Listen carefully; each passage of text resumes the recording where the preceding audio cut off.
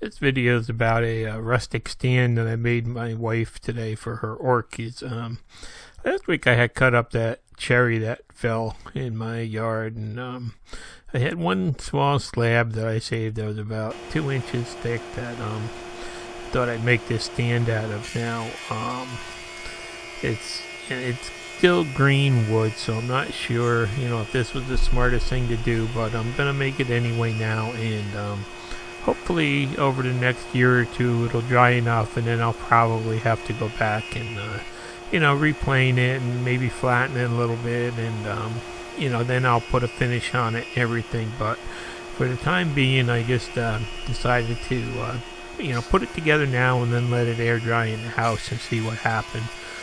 So the first thing I did is I ran it through the planer. It was real nice and flat. It did have a little bit of a curl to it from drying for a week, sitting on top of a pile with no real weight on it or anything. So I just ran it through the planer a couple times, and it got it nice and flat, and it actually was nice and cut nice and straight. So it came out pretty good. It does have some, a couple knots and defects that will have to be filled after it's dry, but for now I just figured I'd clean it up and just get it pretty good. And there is one big split on the end there too, but I kind of patched that together. So I just got it planed down, and then I decided to cut it to the length that I wanted, and you can see I still had some of that split left. Threw a moisture meter on it just to see, for the heck of it, what moisture it was at, and turned out it's at right about 20%, well 19.7 or 6 or whatever, but still got a real too high a moisture content really. But I figure I'm gonna do this anyway, so I just ran a sander over it quick to kind of smooth everything out, and just clean it up a little bit so it it would look halfway decent at least. And you can see that it's amazing how well the bark is on it. The bark is just a live edge, and there's no damage. I was careful, and there's no damage to the bark whatsoever, and it really seems to be attached well. So I'm hoping that over time it will stay on, and I can finish it all then. Now that split in the end, I took and I shoved some glue in it and decided to just kind of drill in from the bottom and countersink a couple of those Craig screws in the bottom to see if that would help hold it together while it dries. I don't know what's going to happen here, but I can always go back later after it's dry and put some butterflies in it. So I just I put some glue in and clamped it and threw a couple screws in, and pretty much got that gap to close up. Now I'm not sure what's going to happen over time now, but it looks pretty good. In the meantime, while the glue was drying, I went back out to the top of the tree that was left out in the woods. I decided I was going to use that for the legs. And I got my little Echo 310 out, and you notice I don't have my chaps on, and I'm in shorts. You should never saw it like this. I'm just being a dumb idiot, I guess, but I just had to make a couple of cuts, so I did them quickly, and just cut them a little bit oversized to what I thought the length I was going to need.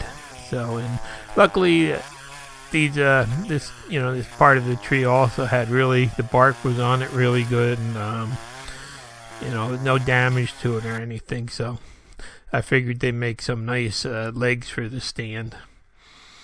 I had them loaded up on my little tractor and decided to do a little video while I'm going down through the woods to get out of my this is the top section of my wooded area. So I've got a little trail that I built through here for bringing the grandkids through in the trailer behind the tractor, and taking rides through the woods and stuff. And just got done raining, so it's really not the best time to be out here because the mosquitoes are trying to eat me alive right now. But this is just kind of what's left of my woods. Used to be a lot more ashes in here that I had to take out, and I still have some more to go, but that emerald ash borer did a number on them. And there you can see some grapevines, and I've been taking some of them out, and I've had grapevines up to 6 inches in diameter that I've cut out of here that were actually big enough to dry and get some wood out of them. And then, the path just kind of winds around a little bit. And over on the left there's a, let's see, you can pretty much see there's a tree stand right on the left there in the corner. It's one of the deer hunters that comes hunting down here in the fall just leaves a tree stand out.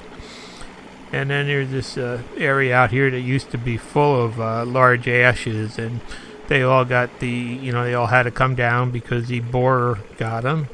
And there's still some cherries and a whole bunch of woodpeckers I've got down here poking holes in all the dead trees and stuff. So that's why I just kind of leave them there laying and stuff.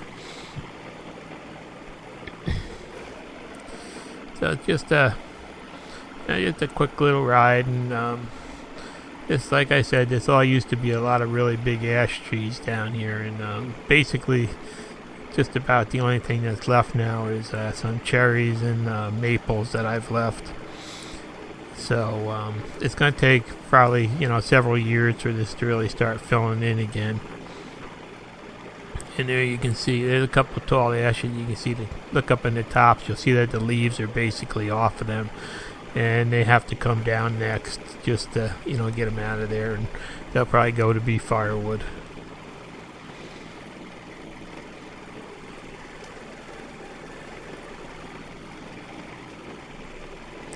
So then when you come out, it comes out down by my pond, and I've been so busy with the garden. It's been so rainy this year. You can see kind of everything's overgrown, and everywhere there's a pile of like this green coming up. That's a stump I have to finish digging out with my little Harbor Freight trencher. They were all the ashes that were damaged.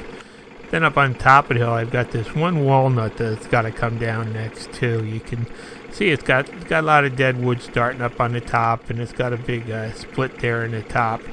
But the bottom is about 3 feet diameter, and it's about a 20-foot straight log. So I got to figure out how I'm going to take that one down in the near future.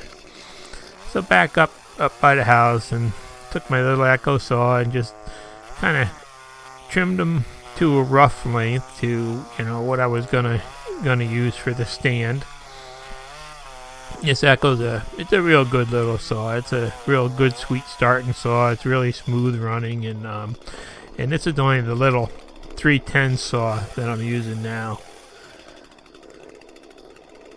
I had one little branch on them, but basically these two logs were in really good shape. The bark's on them, and that's kind of the look I was looking for. And the trouble is they're still wet, so I'm not sure if they're going to split or what's going to happen as they dry. So time will tell. And there they are, cut a little bit oversized in length. I couldn't really get a good square straight cut on them, so what I wound up doing is taking the logs down to my little mill, setting that up, and just kind of leveling it up, and placing the logs on the floor, and then just using the mill to square them up. Now they're not quite perfectly straight or anything, so it's a little bit of a game to play to try to get them fairly square and how I wanted them. So I just started by cutting the top side off both of them, and then I went back and I just set the saw height to the length that I wanted from the ground, and I stood the logs up. There they are. I stood the logs up the other way around with the rough side up, and then I just made the second cut, and I wound up with two logs that were pretty much perfectly flat and square, and exactly what I wanted. There you can see I just took a welding clamp, a big welding clamp, and I just kind of stood them on the floor, and I clamped it to the log dog there, and just tried not to do any damage to any of the bark or anything. I didn't clamp it too tight or anything, but it was good enough to allow me to cut them off to be the same length. Then I had a little bit of aluminum stock laying around, and I just made a couple brackets to mount the leg logs to the top slab. So I just drilled a couple, it's nothing fancy. I just drilled a couple holes in, and there's how they're going to sit on top of the log. and what I wanted to do was just recess them down in so that they would sit flush. So I just took the plunger outer and ran back and forth a couple times there. Probably should have clamped it a little bit better, but I just was kind of trying to get a spot roughed out so I could set that aluminum bracket down in the log and have it flush, and that gives me a way to kind of screw the legs onto the slab that it's really nothing permanent. It's just temporary now until everything dries out and stuff, but I just wanted an easy way to screw it all together so it wouldn't just fall apart. I didn't want to just stand it on one another. So I put a couple flathead screws down from the top there and got that those two brackets, one on top of each log, and then I just set the slab across it. And that's basically what it's going to look like. All bark edge, real rustic looking, and I flipped over the legs and put in a couple of those little nylon glides I nailed in from the bottom. I wanted to keep this up off the floor because I know it's going to need some airflow to dry and circulation and stuff. So I put those glides in, and I stuck some felt pads on top of that to get it up a little higher. So I had a little over a 1/4 inch on the bottom. It'll sit up off the floor. And first thing I did is I just carried the 2 logs up, and then I brought the slab up and just set it on top of the 2 logs there, and that's basically the stand. I just had to go back after everything was centered and lined up and put a couple of screws up from the bottom, and there were holes for 4 extra screws coming from the bottom up in the aluminum plate. So I just had to go back and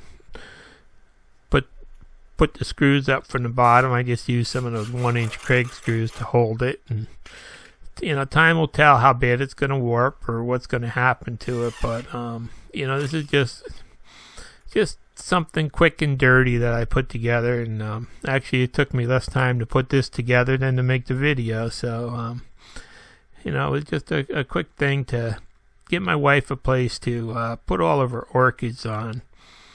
Now she buys these half-dead orchids from Home Depot when they're clearing them out at the end of the season, and somehow she brings them back to life no matter how bad they look. And she had them piled on the table, and it was getting kind of tough to use the table anymore. So it's kind of why I had to build this shelf. And it was a real quick and dirty build, and I think it looks real nice and rustic with the orchids. And I'll probably have to do a rebuild of it in a couple years once everything dries out, and I'll make a video of it then, and I'll just see what happens to these logs and everything too.